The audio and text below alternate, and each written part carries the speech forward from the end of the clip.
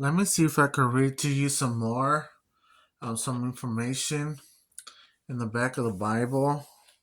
There's some information. This one's an Old King James version. So I kind of highlighted some important things that I think we should all know. I mean, some of us already know. But you see, let me start off by reading. I don't know who's D.D. Dillon, the English Bible. D. Dillon. I have no idea who that is. I gotta research that guy. I don't know if you can see it. See, um, I don't know if you can see it, but let's try to see if I can read. Um, I'm not a good reader. I'm just a person that's studying the Bible. That's all I am. So if you go along with me, we could read together. If not, it's all good. This video will go in my playlist, so it's all good still. All right, then it says right here. Much of the early history of the Bible in England is obscure. What that means is uncleared. We do not know, however, that as early as the 3rd century, Christianity had been introduced in some sections of the British Isles, perhaps by soldiers of a Roman garrison stationed there.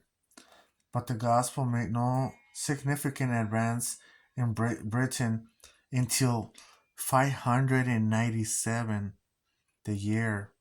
Wow. When Pope Gregory sent missionaries um, to convert the region to the faith. During this early period, the Bible in England was the Vulgate, um, the Latin version of the great 4th century scholar Jerome. Okay, long before any attempt at a proper translation of the Bible into English, its stories were the basis of much that was sung and written. Sung and written. Also, from the early time, we have decorations and art in church buildings depicting gospel scenes. This could be understood by the people, of who the vast majority could neither read nor write, an invaluable source of information of these early times in the Venerable Bede, who is the ecclesiastical history, gives us the interesting story of one Cadmon, a cowherd attached to the famous Abbey of Whitby. Cadmon, according to this account, was divinely enabled to sing versifications of Bible stories, which had been translated for him by the monks.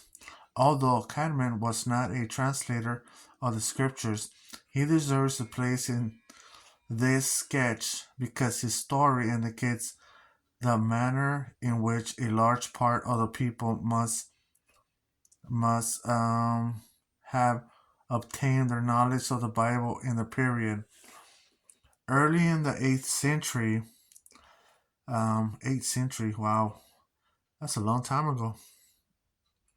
Certain scholars were transmitting portions of the Psalter,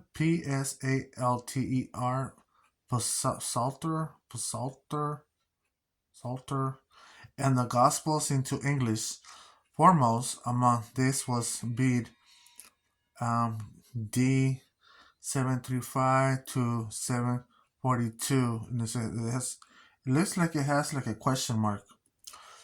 Himself, he was the greatest scholar of his day and made the monastery at Jeron the Ty, on the Tyne, Tiny or Tyne, of which he was the head, a great center of literature and theology. A translator of a somewhat later period was Alfred, the Great reigned 871 through the year 901. Whether he himself translated any of the scriptures as translation maintains may be doubted, but we do not know that he was zealous for the spread of theological and biblical knowledge. He translated he translated or have translated Bede's Ecclesiastical History and Orosius Universal History, both originally written in Latin. Near the end of his reign, he had a code of laws published for England, which was introduced by the English version of the Ten Commandments and all other Old Testament laws. Um, One of the earliest and most celebrated of the Anglo-Saxon Old English Bible manuscripts is embodied in a folio known as a lens fame. That's what it seems like. It can't really read this. It's just tiny, these little letters. Fame, or something. Gospels. It is the original form. It is not in Anglo-Saxon, but a Latin manuscript. The Anglo-Saxon is an interlinear addition to the Latin text. The Latin manuscript is the work of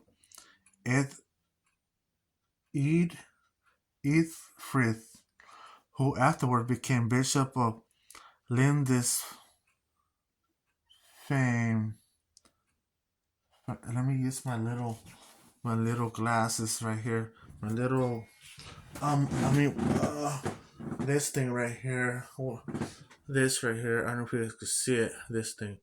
To see the letter. Farn. Okay, Farn. It's a. It looks like a Farne. Okay. Farn.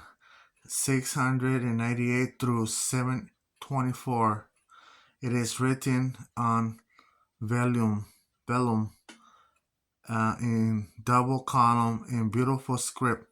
About 950, a priest named Alfred interglossed the Latin text with the Saxon rendering. It is now preserved in the British Museum. With the Norman conquest in 1066, a new dimension was added to the English language. The French idiom made an impact on the old Anglo-Saxon language and produced such changes that the versions of the 10th century and the earlier must have become almost unintelligible to the majority of the English people. So we're over here now. John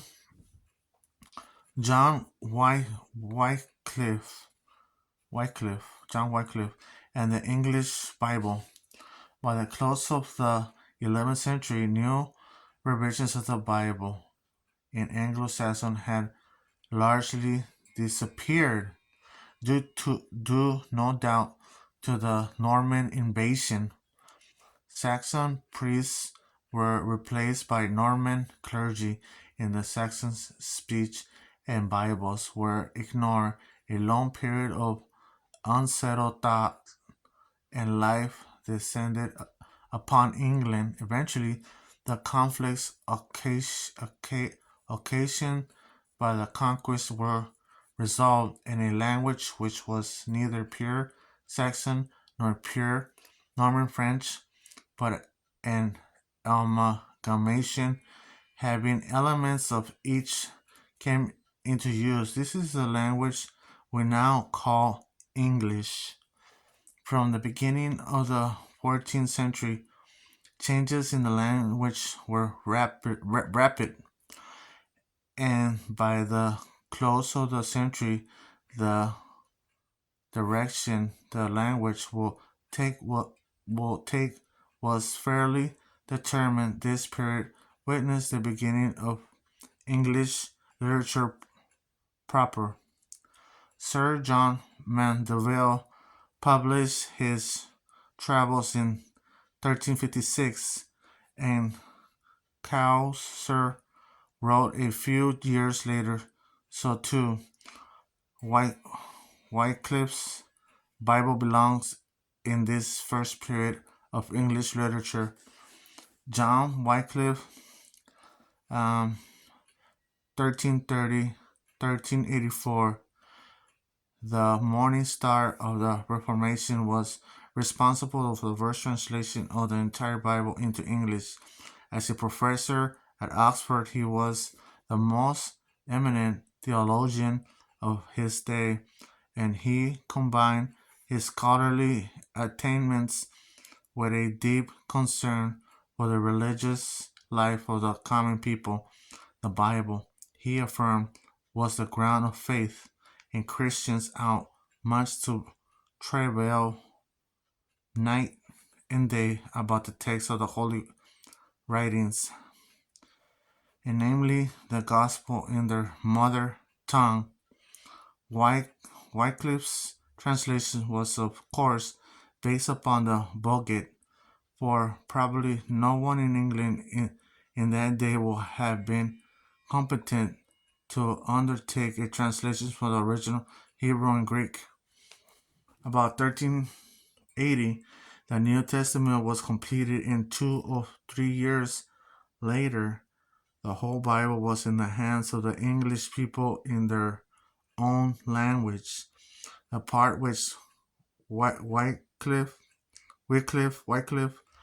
himself took in the translation in a matter or of debate, some insisting that it was the work of his chief disciple, Nicholas Hereford.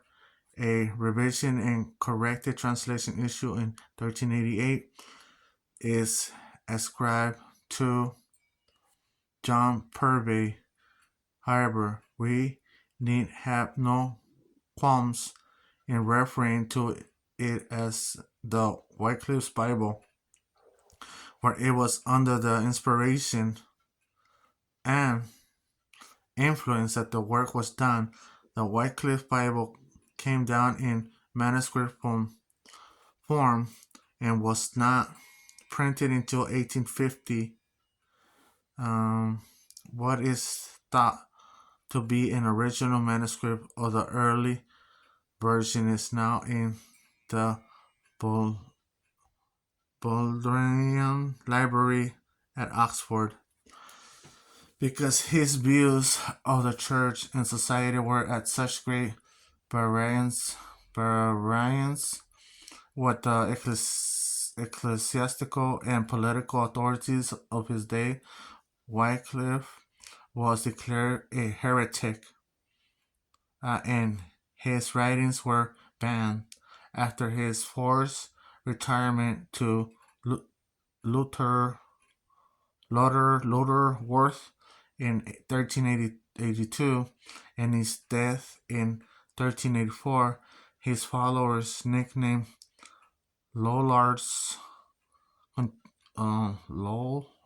Lollards, continued to carry on his work in preaching and distributing the scriptures. Wycliffe was able to survive the attacks of the enemies and to die a natural death, but so bitter was the hatred he engendered among the ecclesiastical authorities that his remains were ordered exhumed and burned and his ashes thrown into the river Swift. Tyndale's Bible. Shortly after the death of Wycliffe, there was born in Mainz, Germany, a boy who was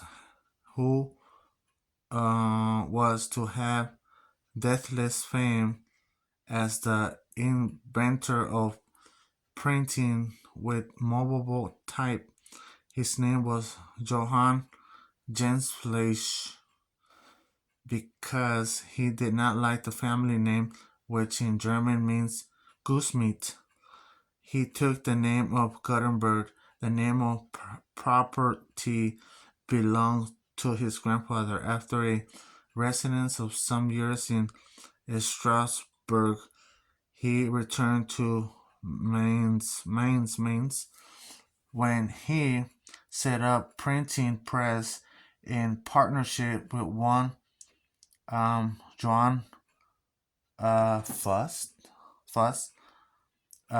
Gutenberg's invention ushered in a new day for the Bible. For now, instead of each separate volume having to be laboriously copied by hand, many volumes could be issued by the press, thus assuming a wider distribution. This was the period of the Renaissance, when throughout Europe, particularly in Italy, the new learning was making rapid strides um, with with the fall of Constantinople in 1453. Many Greeks fled to Italy, bringing with them manuscripts of ancient writings, among them Greek and Hebrew texts of the scriptures. John Colet, an Oxford professor and a towering intellectual figure, returned from Italy on fire for Greek learning. For him, the Greek will unlock the Gospels and the New Testament. The rediscovery of these ancient languages was to have a profound effect upon subsequent translations of the scriptures. Men of effect upon subsequent translations of the scriptures. Men of learning were everywhere, seeking copies of the Greek manuscripts. Young Erasmus, who was to achieve fame as a great Renaissance scholar, wrote, "As soon as I get money, I shall buy Greek books, and then I shall buy some clothes." Almost coincidental with the fall of Constantinople, the Latin Bible, later to be known as the Cardinal Mazarin Bible, was being issued from Gutenberg's press. It was the first entire book to be printed in Europe. William Tyndale was born in Gloucestershire, England, about 1493. He early acquired distinction as a scholar of Oxford and later at Cambridge, which at that time was excited over the new learning, provided a stimulus to Tyndale in considering a new translation of the scriptures.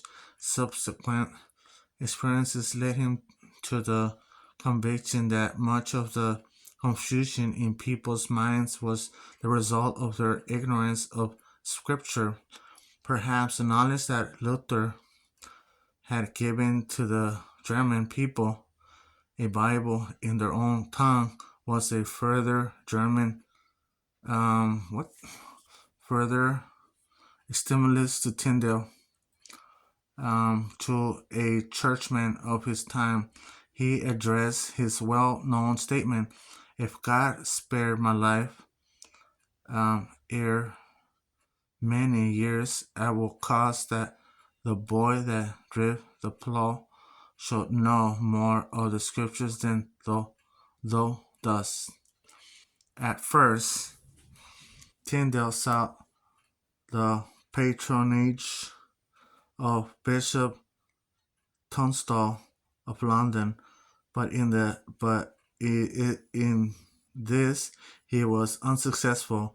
For a while he was befriended by Humphrey Monmouth, a wealthy merchant, and remained as a guest in his home about half a year, during which time he is thought to have begun his translation, but the opposition of the authorities convinced him of the futility of trying to carry on his work in England. In the summer of 1525, Tyndale and his amanuensis secretary were in Cologne, Germany, supervising a quarto edition of the New Testament. The printing, however, was interrupted by the authorities through the instigation of Cochlaeus, a bitter enemy of the reformers. Tyndale made a hasty escape to Worms, bearing with him the sheets that had already been printed. Here a fresh edition was set up and printed in octavo. When the editions, numbering about 6,000, were ready, they were smuggled into England and Scotland, but so vigorous was the determination of the bishops and the king to destroy Tyndale's work that only 2 copies have survived. After finishing the translation of parts of the Old Testament and making revisions on the New, Tyndale was arrested in Antwerp, where by order of the Spanish Emperor Charles V, after an imprisonment of over a year at Vilvoorde. He was burned at the stake on October 6, 1536. His last words were, "Lord, open the King of England's eyes." That was his last statement when he was being burned and stuff. That's messed up. While not an imposing personality like Wycliffe or Luther, Tyndale, by his constancy and fortitude, in spite of fierce opposition, was equal to any of the reformers. He posed rare gifts as a translator, although he freely consulted the Vulgate, Luther's German, and Erasmus' Latin version, and was no doubt influenced by Wycliffe's translation. Tyndale showed great creativity and originality in handling the treasures of the English language. His translation became the foundation of all subsequent versions of the Bible in English. Because of this tremendous influence, he has properly been called the father of the English Bible as we now know it. So right here, there's other Bibles right here in their stories. Miles Coverdale. And you have Matthew's Bible and the Taberner Revision. You have the Great Bible. You have the Geneva Bible. You have the Bishop's Bible, the King James Version, and it goes on and it goes on to the New. You see, it goes on. The Anglo-American Revision, the Revised Standard Version, the New English Bible, other 20th century revisions. So, wow, that's very interesting to know. All right, then, bye.